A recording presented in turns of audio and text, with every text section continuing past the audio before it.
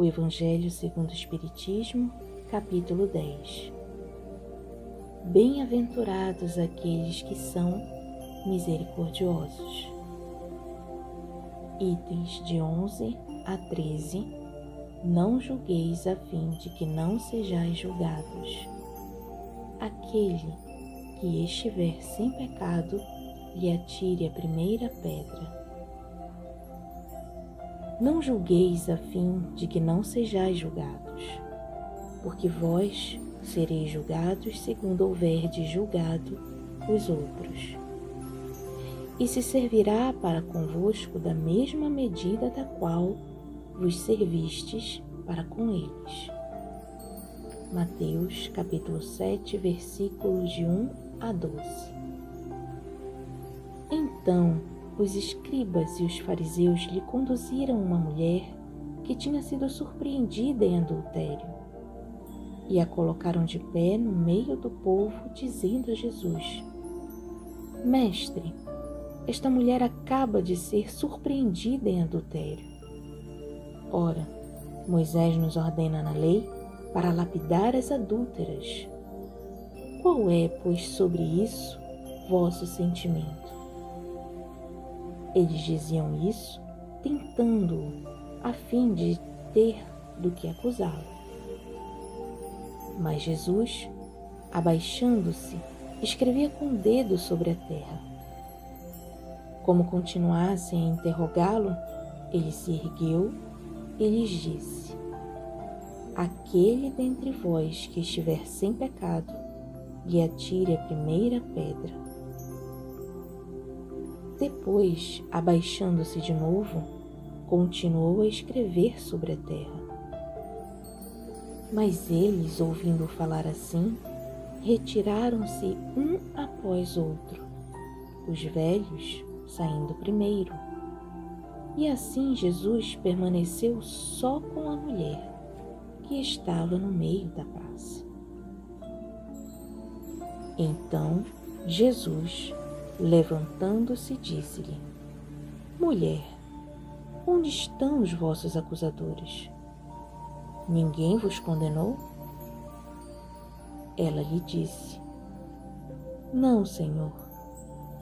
Jesus lhe respondeu: Eu também não vos condenarei. Ide, e no futuro não pequeis mais.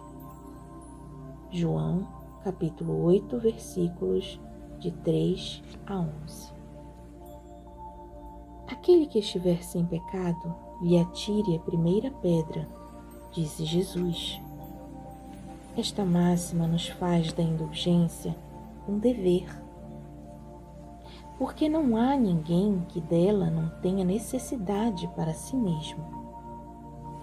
Ela nos ensina que não devemos julgar os outros mais severamente do que julgaríamos a nós mesmos, nem condenar em outrem o que nos desculpamos em nós. Antes de censurar uma falta de alguém, vejamos se a mesma reprovação não pode recair sobre vós. A censura lançada sobre a conduta de outrem pode ter dois motivos: reprimir o mal ou desacreditar a pessoa cujos atos se criticam.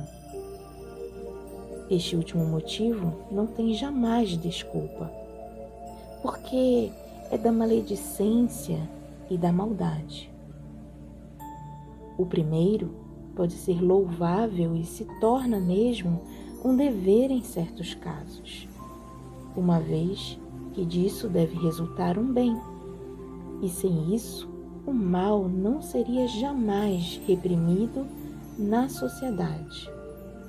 O homem, aliás, não deve ajudar o progresso de seu semelhante?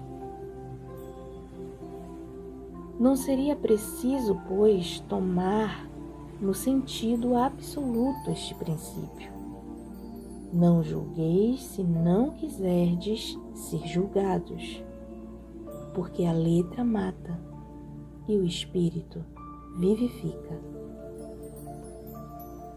Jesus não podia proibir de censurar o mal, uma vez que ele mesmo disso nos deu exemplo e o fez em termos enérgicos.